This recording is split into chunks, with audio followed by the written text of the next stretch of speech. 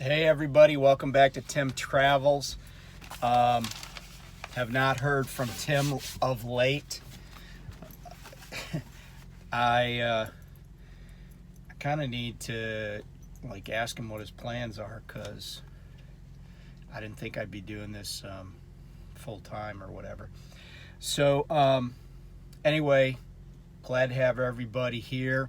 By the way, first thing, we've hit 100 subscribers on Tim Travels. So I very much appreciate our subscribers. I like everybody who comments and likes or even dislikes the videos. And you know, sometimes people have an issue with something I've said, but I still enjoy responding and having a rigorous discussion about different things. But so first on the docket today, other than that, again, thanks to our subscribers, and you know, help us get to 200 or 500 or whatever. First thing, happy 420 day to everybody. If you're not in an industry where you might get a random urinalysis or anything like that, happy 420 day to you. I'm in Michigan. Michigan is a recreational use, at least if you believe all the billboards you see. It's a recreational use state for those 21 and older. So blaze up if that's appropriate. You know, this is also a day that brings a lot of joy to people in the snack industry, like Frito-Lay, Utz. Utz is from Hanover, Pennsylvania, and there really are the best potato chips. But there's a lot of good companies out there that do snack food. And you know, what I always say is don't fear the munchies, feed the munchies. So if you need to run out to your local convenience store, truck stop, or whatever, I'm sure there's still Doritos, Cheetos, Funyuns, all that stuff left on the shelves. But anyway, so happy 420 day to everybody. The past couple of days, even though it's kind of like we're in the second half of April, I've been driving in snow.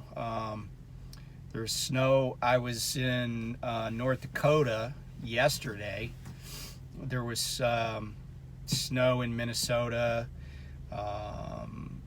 you know, a little bit last night in Wisconsin where I stopped, and then coming back east, there was heavy snow in the Chicago area, and it wasn't sticking. It was about 35 degrees, but there's snow here. So winter's not over.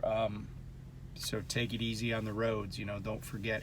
And the other day in North Dakota, the bridges were definitely iced up in the morning. Even though the roads were dry, the bridges were iced up. So I'll just share that with you.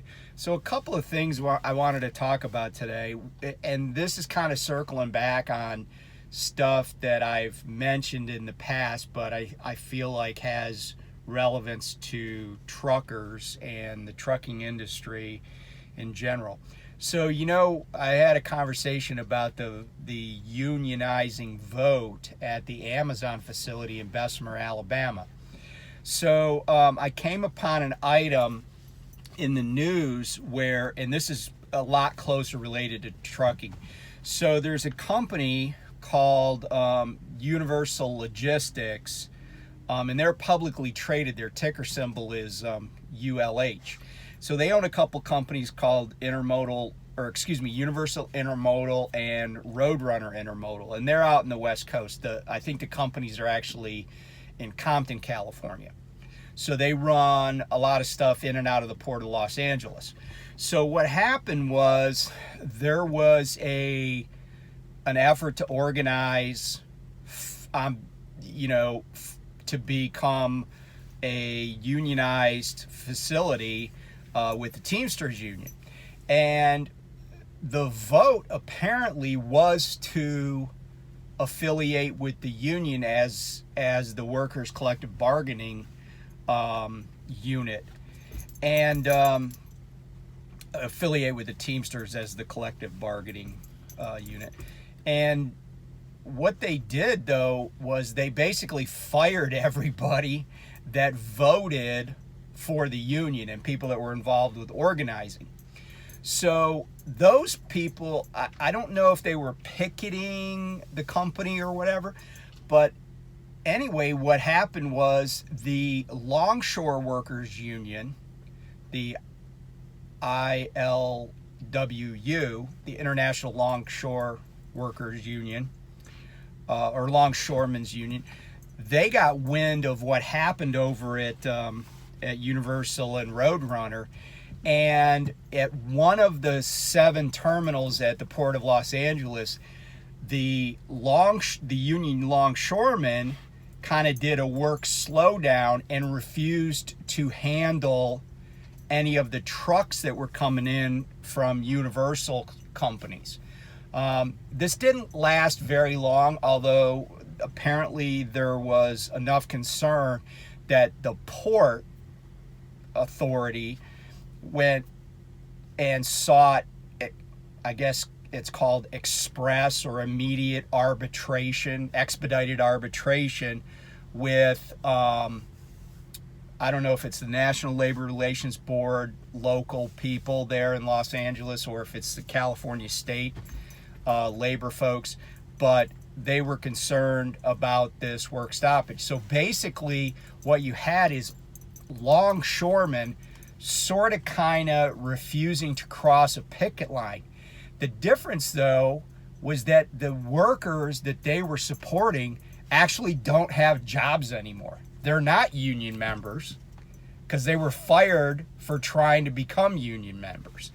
So I don't know, it's kind of interesting what's going on. Are there unions that will support workers who've been aggrieved in just trying to get union representation?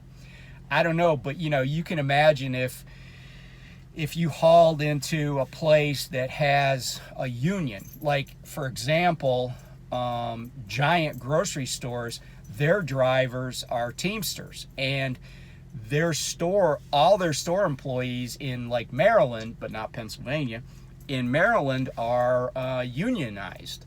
So I don't know what the impact of something like this is. I don't know how much a union would want to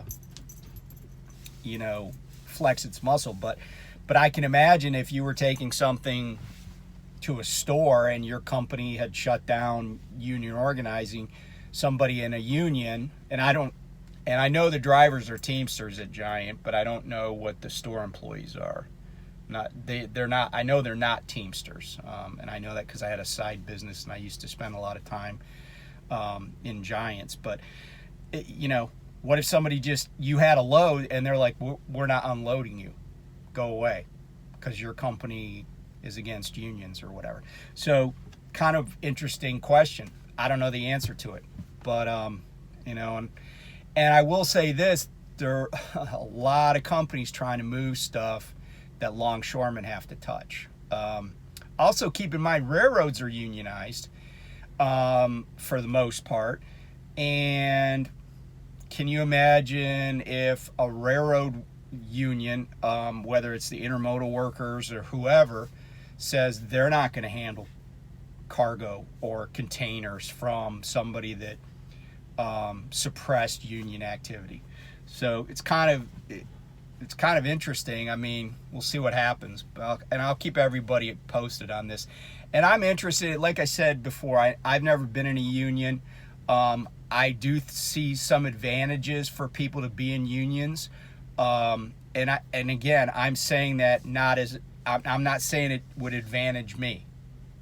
But I do see advantages, and I try to look at stuff from both sides. But anyway, the other thing that I wanted to mention, and I've talked about this before, and I've even discussed it on other people's channels, in the comments, and that is self-driving vehicles, self-driving trucks, and or autonomous trucks. And there is a difference Self-driving means that the vehicle does the work, but there's still somebody driving in the driver's seat. Autonomous means the truck just does its own thing. But here's what happened, and this matters to us as truck drivers for this reason. You know, there are always leaders in technology. There are always early adopters, companies that kind of get the ball rolling. So everybody knows Tesla, right? And you may know that Tesla has a self-driving feature on, I don't know if it's all of their cars, but the higher model, you know, higher level ones have this feature. And it has been used a few times where it caused a disaster. One was when a guy in Florida who basically had the car on autopilot. Now, he was in the driver's seat, but he basically had the car on autopilot, and the car, the self-driving feature of it, misread. It was actually next to a semi. And I don't know if it's because of shadow or, you know, the light conditions or whatever, but it misread the fact that it was right next to a semi and turned right under the semi, like, you know, right into the semi, and killed the occupant of the car, the driver. So that's one incident. But this next one is okay, it is tragic because it involves death, and it's interesting because it involves this technology, and it's also, at least to me, and maybe I'm like got a screw loose or whatever, but it's kind of funny, like the whole scenario, other than if you forget about the fact that somebody lost their life. So what happened in Spring, Texas, a vehicle crashed into the woods and was on fire. So it turns out that it was a 2019 Tesla, and that no one was in the driver's seat. And this car like failed to negotiate a curve and at a high speed crashed into some trees. There was a passenger in the passenger seat front side, and there was another passenger in the back. Both those men, I think one was 58 and one was 68, they both perished. And the car caught on fire, and the fire burned for like 4 hours. And the local fire department, bless their hearts, they used up 30,000 gallons of water trying to put the fire out. And after 4 hours, we're just like, okay, screw it. It's not going out. We'll just let it burn itself out. And so when they finally did let the fire burn itself out, you know, they discovered these two guys. Now, I don't know, and I'll try to follow up with this, but it's just bizarre. The whole thing is bizarre. Like, did these guys get in a car and just program something into the navigation and let the car literally drive itself? And then the car just was like drunk and going too fast and failed to negotiate a curve and crashed? Or was somebody in the driver's seat and jumped out of the driver's seat once the car was on the street and going? I don't know. And the reports I read didn't say anything about it. But I think it points up an interesting thing. This car has, you know, this self-driving feature. Now, I'm told that Tesla says, you know, don't ever use this without a responsible, licensed driver in the driver's seat that can take control of the car. But for whatever reason, it at least proves that, you know, and I don't know, I said to somebody, maybe these guys thought that the autopilot, the self-driving, could just be their designated driver or something. But it just shows the limits of technology, right? Because this car, you know, and suppose it for a moment there was somebody in the driver's seat, but they weren't paying attention because they were on their phone or whatever.